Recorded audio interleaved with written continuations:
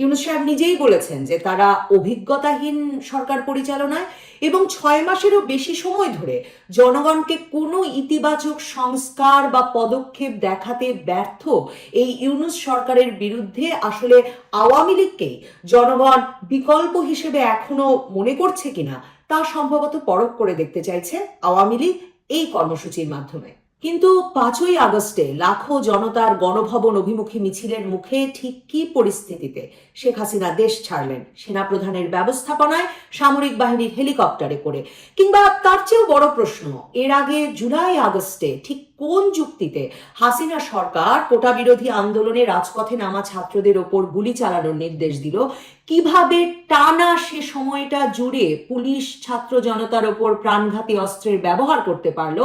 শত শত ছাত্র জনতাকে হত্যা, কয়েকশো মানুষের অন্ধত্ব, হাজারো মানুষের অঙ্গহানি ঘটিয়ে তাদের আহত করে, কারফিউ দিয়ে, ইন্টারনেট বন্ধ রেখে কেন হাসিনা সরকার ক্ষমতায় টিকে যেতে চেয়েছিলেন এবং তারপর সর্বাত্মক চেষ্টার পরেও যে তারা শেষ পর্যন্ত ক্ষমতায় থাকতে পারেন নাই, ছাত্র জনতাকে হত্যার ক্ষোভে এক দফা এক দাবিতে ফুঁসে ওঠা গণসমুদ্রের সামনে সে কথা স্বীকার না করে কর্মসূচি দিয়ে কি সত্যি কর্মী সমর্থকদের মাঠে নামাতে পারবে শেখ হাসিনার আওয়ামী লীগ? ঘোষিত কর্মসূচি অনুযায়ী আগামী 1 ফেব্রুয়ারি শনিবার থেকে 5ই ফেব্রুয়ারি বুধবার পর্যন্ত দাবির লিফলেট বা প্রচারপত্র বিলি করবে আওয়ামী লীগ। 6ই ফেব্রুয়ারি বৃহস্পতিবার দেশে প্রতিবাদ মিছিল ও সমাবেশ করবে। 10ই ফেব্রুয়ারি অনুষ্ঠিত হবে বিক্ষোভ মিছিল এবং সমাবেশ। আর 16ই ফেব্রুয়ারি রোববার অবরোধ এবং 18ই ফেব্রুয়ারি মঙ্গলবার দেশব্যাপী সকাল সন্ধ্যা সর্বাত্মক কঠোর হরতাল কর্মসূচি ঘোষণা করা হয়েছে। দলটি যেই ভেরিফাইড ফেসবুক পেজে কর্মসূচি ঘোষণা করেছে সেখানে ছাড়া বর্তমানে আর কোথাও প্রকাশ্য উপস্থিতি নেই আওয়ামী লীগের। 5ই আগস্ট ক্ষমতাচ্যুত হওয়ার পর থেকে বাংলাদেশের কোথাও দলটির সক্রিয় কোনো কর্মকাণ্ড দেখা যায়নি। দলটির বেশিরভাগ শীর্ষ নেতাই দেশের বাইরে আত্মগোপনে অথবা পলাতক রয়েছেন কিংবা আছেন কারাগারে। গণ আন্দোলনের মুখে আওয়ামী লীগ সভাপতি শেখ হাসিনা ভারতে পালিয়ে যাওয়ার পর থেকে আছেন সেখানে।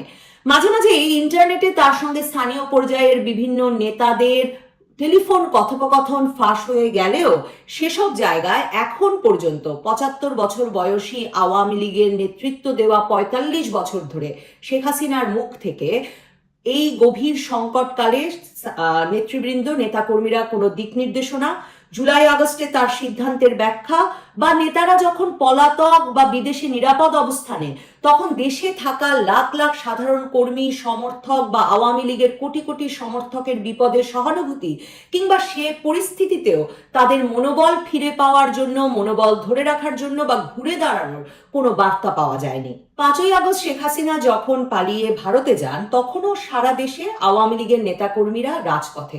সেনাবাহিনী হাসিনা সরকারের নির্দেশের বাইরে গিয়ে গণ অভ্যুত্থান প্রচেষ্টা প্রতিরোধের কোনো চেষ্টা করবে না 3 তারিখে এমন সিদ্ধান্ত নিলেও এবং এরপর ছাত্ররা সরকার পতনের এক দফা এক দাবি দিলেও এমন পরিস্থিতিতে সরকার পতনের সম্ভাবনা বা শেখ হাসিনার পরিকল্পনা বিষয়ে কোনো কিছুই জানতেন না দলীয় নেতাকর্মীরা।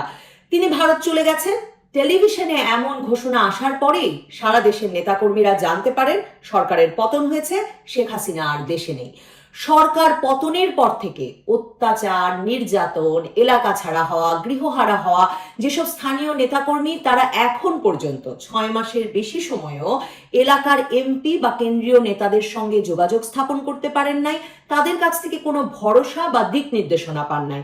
2008 সালে বিরাট সংখ্যাগরিষ্ঠতায় ক্ষমতায় আসার পর থেকেই আওয়ামী লীগ এর রাজনীতির প্রধান যে শক্তি, এর দল, তাকে ক্রমাগতভাবে দুর্বল করেছে। দলের শীর্ষ সিদ্ধান্ত গ্রহণকারী সভাপতি মণ্ডলী থেকে স্থানীয় পর্যায় পর্যন্ত এর গণতান্ত্রিকভাবে নির্বাচিত যে কমিটিগুলো ছিল সেগুলো অকার্যকর হয়ে পড়েছে। তৃণমূল পর্যন্ত সক্রিয় নিবেদিত প্রাণ নেতাকর্মীরা গুরুত্ব হারিয়েছেন দলে।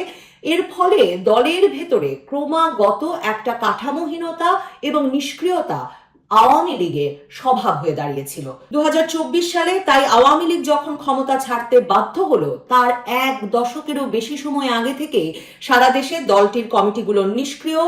এখন তাই যে অবস্থায় আওয়ামী লীগের এমপি, মন্ত্রী হওয়া নেতারা কেউ কারাগারে, বেশিরভাগই বিদেশে, সপরিবারে নিরাপদ আশ্রয়ে এবং 6 মাসের বেশি সময় পার হওয়ার পরেও কেউ এখনো বাংলাদেশে তো নয়, পৃথিবীর কোথাও প্রকাশ্য কোনো জনসংযোগ শুরু করেন নাই, এমনকি ফেসবুকেও এখনো চেহারা দেখাচ্ছেন না, তখন দলের ফেসবুক ভেরিফাইড পেজে বিজ্ঞপ্তি দিয়ে আহ্বান জানালেই আওয়ামী লীগের কতজন কর্মী সমর্থক পথে নামার অবস্থায় আছেন সে প্রশ্ন থেকেই যায়। বাংলাদেশের রাজনীতিতে বিশেষ করে আওয়ামী লীগ সমর্থকদের মধ্যে এই রাজনীতির প্রতি সমর্থন এবং আস্থা সাধারণভাবেই এতটাই অবিচল যে নানা ঘাত প্রতিঘাত, হত্যা, নির্যাতন, গ্রেফতার মামলাতেও ৭৫-এর পর ২১ বছরেও সেই সমর্থন অটুট ছিল। ৮১ সালে শেখ হাসিনা দেশে ফেরার পর থেকে তিনিই হয়ে উঠেছিলেন আওয়ামী লীগের অবিসংবাদিত নেতা।